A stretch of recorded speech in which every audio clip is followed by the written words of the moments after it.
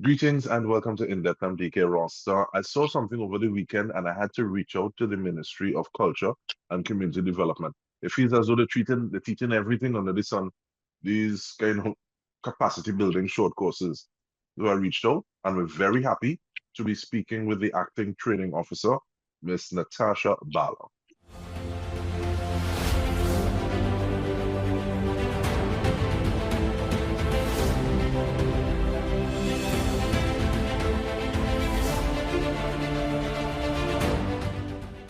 Hi, Ms. Bala. Thank you so much for joining us. And I know this is just after the courses, workshops, the program would have started, but I want you to give us a little background on the Community Education Skills Training Program, please. Okay, thank you for having me, and hi everyone.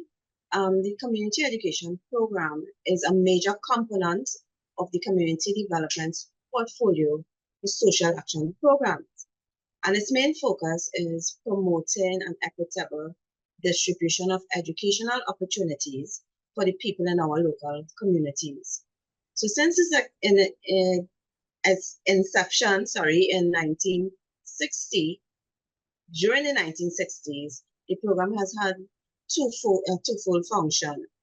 Firstly, it provided critical domestic support for the low-income householders by providing them with skills to engage in home-based production of goods and services, which reduced the household expenditure and allowed the improving of their standards of living. And secondly, the program was employment generation, providing training in a variety of marketable skills that enable the unemployed and the underemployed persons to prepare themselves to compete for jobs or to develop the skills to create a sustainable self-employment initiative. And is this a case of the mountain going to Muhammad? Because you talk about communities.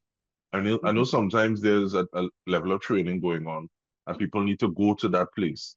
But it feels as though it's the opposite in this case, in terms of like it's based in the community. Yes, it is the opposite, actually. Most or all of our classes are hosted at our community facilities within the districts. So if persons are interested in courses outside the district, they will journey to the district on the outside. However, most or all of the classes are provided at our community facilities within the district already. I started off in terms of saying that there's a mile and a pile of courses that were going on. So what are some of those topics? What are some of the courses being taught? Well, this program that we are discussing this evening is really the Do-It-Yourself Christmas Skills Training Program, and that is one of the programs that we host under the Community Education Program. So this cycle, we will be hosting courses at the venues such as Christmas baking, festive soap and candle making, festive drinks, mocktails and cocktails, Christmas cuisine, Christmas decoration, aromatherapy gift sets, Christmas decor and furnishing, and most importantly, ham curing and preserves. Because it can't go without that in this season. And that's just some of the classes we are hosting in person. And we also offered classes online as well. So if you cannot journey to the venues, the courses that we offered, which commenced yesterday, Monday the 17th of November, would be soap and candle making, Christmas cuisine, Christmas baking, desserts and hors d'oeuvres, innovative Christmas decoration, and beaded jewelry gift sets. What is that like though? And I ask that question because, and speaking specifically about the remote training, and yes, I know it's something that we did through the pandemic and continued some ways, but I can imagine somebody wanting to be in the class, you're not necessarily wanting sir or miss over your shoulder, but if you're doing something, they see it one time, so they're able to correct it. Yes. So what is that like now? The face-to-face classes you're speaking about, the remote. Right? The remote, okay. One of the things I should mention is that the Minister of Culture and Community Development, the Honorable Michelle Benjamin, she wanted to ensure that the classes meet the people in the communities that really need it. So it's a lot easier when the tutor is there present with you. You could you're making the mistakes and you correct it one time. However, on the online process, you have to wait until the tutor gets a chance.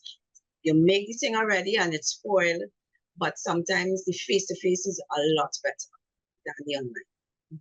I can just imagine. And from 1960 to now is nothing to sneeze at. Do you find that within your experience, the clientele or the people who would access these services, have they started to change a little bit? Because I know sometimes it might be, at first, it might be just one grouping, but then you might have somebody, okay, well, they're young and they're not doing anything else yet. Or it might be somebody who they're working, but at the same time, they're able to make the time because they see how they could have that tool in the tool set. So what is the kind of clientele that you have in terms of accessing these services and these courses? Actually, it's a mix of working and unemployed persons. And what we saw happening during the COVID, a lot of persons would have lost their jobs. So they needed to enhance their skills. Some of them didn't even realize that they had that skill. So what before, a lot of men were not participating in our classes. Now you're seeing the men coming out. You're seeing a lot of youths taking, like, for the Christmas season, we saw a number of youths over the age of 16 taking some of the cooking classes or the decorating classes. The men are coming out as well because they are looking to enhance their skill as well as the women. So we have a combination of young, middle-aged, and seniors attending our classes.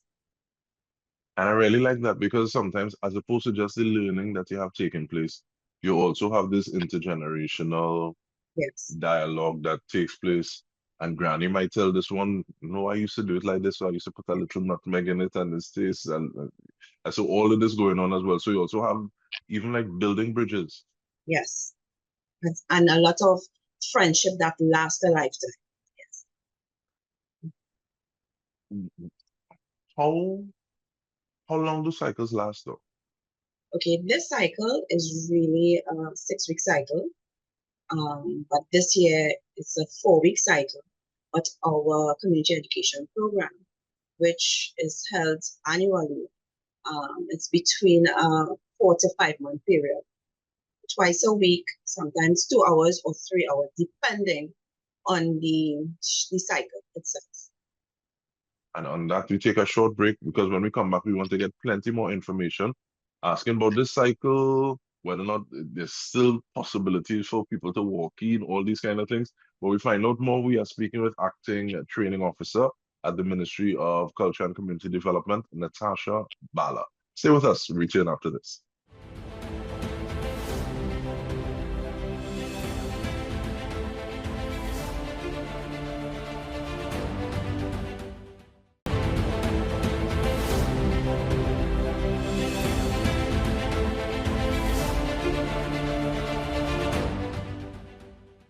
Welcome back. We are speaking with Acting Training Officer Natasha Ballah.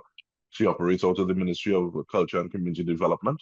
We are speaking about the training, the capability building, the community education skills training program. Yes, there's the Christmas edition. If you want to find out a little more, you have any more spaces, Ms. Ballah? Seeing that some people might not be hearing about it. They have walk-ins possible?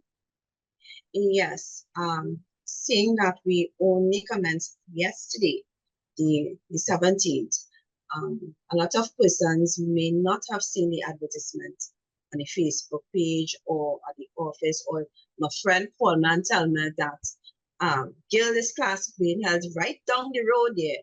So yes, there are walk-ins. We cater for 40 persons in each class. So there are spaces in some of the community centers and facilities. So you can visit our district offices. There are 9 district offices in Trinidad, and just ask whether or not there is enough space, or you can also email us at cep.info at gov.tt for more information as well. As CEP .info at at gov.tt. gov.tt. All right. And you said this one is 6 weeks. Mm-hmm. 4 weeks And actually. 4 weeks, sorry. Yes, that is true. 4 weeks. Uh, is it possible for people to influence the upcoming cycles? So they email cep.info@gov.tt and say, I want to learn this or I want to learn that. Is that possible for that kind of input? What we encourage the groups in the communities to visit our offices, like the village councils and the women's groups, etc., to visit our offices or write to our offices actually and ask for a specific course. But the courses that you're asking for, you have to ensure that it targets the community and not yourself. So if, for example, you're asking for, let's say, Chinese cuisine class, you have to ensure that your community benefits from that. And we are also catering people outside the community who will be visiting your community center to attend as well. Ms. Ballah, where you're finding the facilitators? Is it that you have a set of people on hand, or when you decide, okay, we think we should do this, let's see if we can have the people to hold these classes? How do you go about getting them? Okay, when the classes, when these people approach our district offices, we do our investigations, whether or not it is feasible to host the class at that venue, because we have to check the venue as well, to ensure that classes could be held there. And after they would send a proposal to us at head office, in which we will also critique. And then once the funding is available, the classes will be held. All right, now I know you told me that there are people as old as 16, I think. Over 60. Over 16. But what's Mhm. the are there age limits that you're working with? Yes, the age limit is 16 years and over. Okay. And people, not necessarily a piece of paper, but what happens to say, okay, well, the cycle is finished? Is there something concrete, tangible to say, okay, well, this is the end of the cycle? Okay, for the Christmas program, it is not a certificate program, right?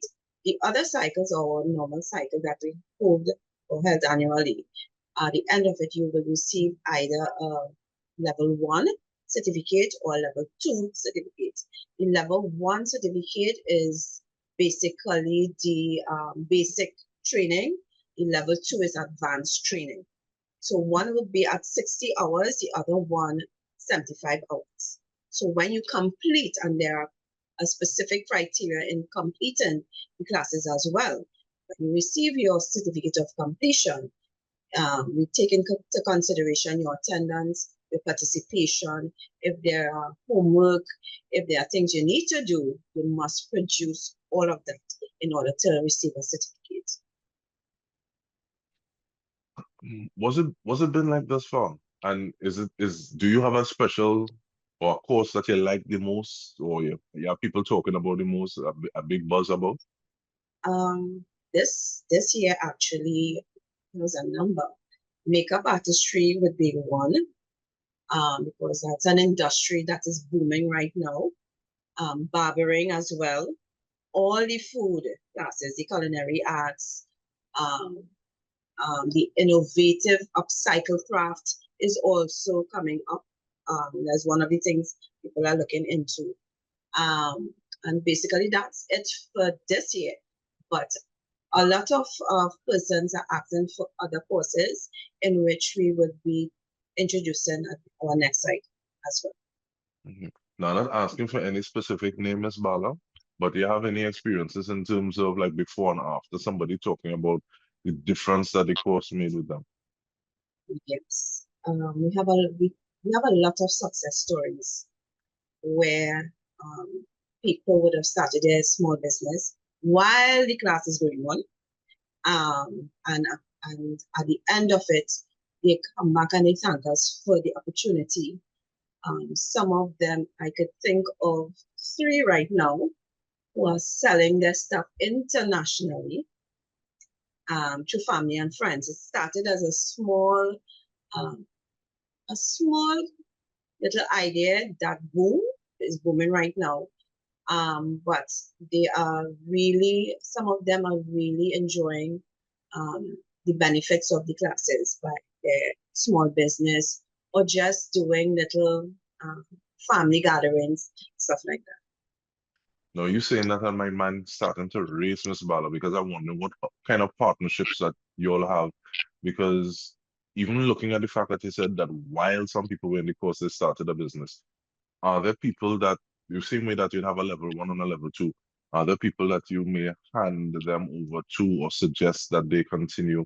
And I'm thinking of people like Nedco, partnerships with the Ministry of Labor, Small and Micro Enterprise Development. What kind of partnerships are there? Yes.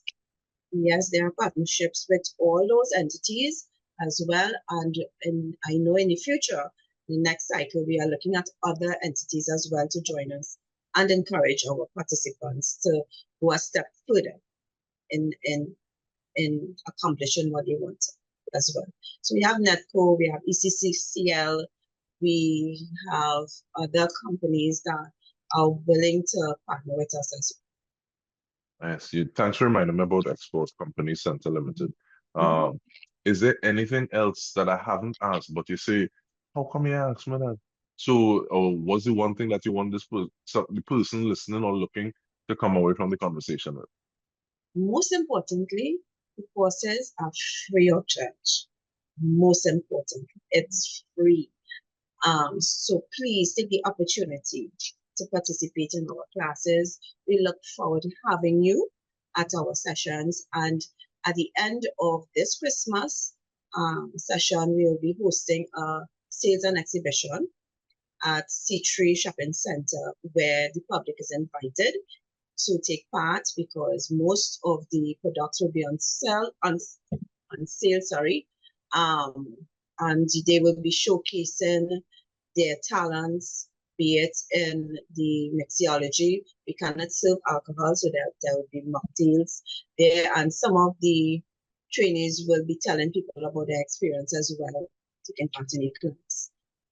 So I know the ministry and the minister will be looking forward to seeing most people attending our Sales Day and exhibition. I'm thanking you, I'm thanking the minister, I'm thanking every facilitator, and thanking the people who betting on themselves. You know, sometimes people would say, nothing happening. And then there'd be the individuals who say, well, let's try to make something happen because they have a foot in the door, there's a window of opportunity, and they're making the most of that. So thank you very much letting us know a little more about the Community Education Skills Training Program. We're on to the Christmas cycle, so do not miss the information. Once again, reminding you, apart from just walking into the centers, you can email cep.info@gov.tt. Acting Training Officer at the Ministry, Natasha Ballah. Thank you very much. And on behalf of everyone here at TTT, this has been In Depth with me, Dike Rostant. Thank you so much for joining us.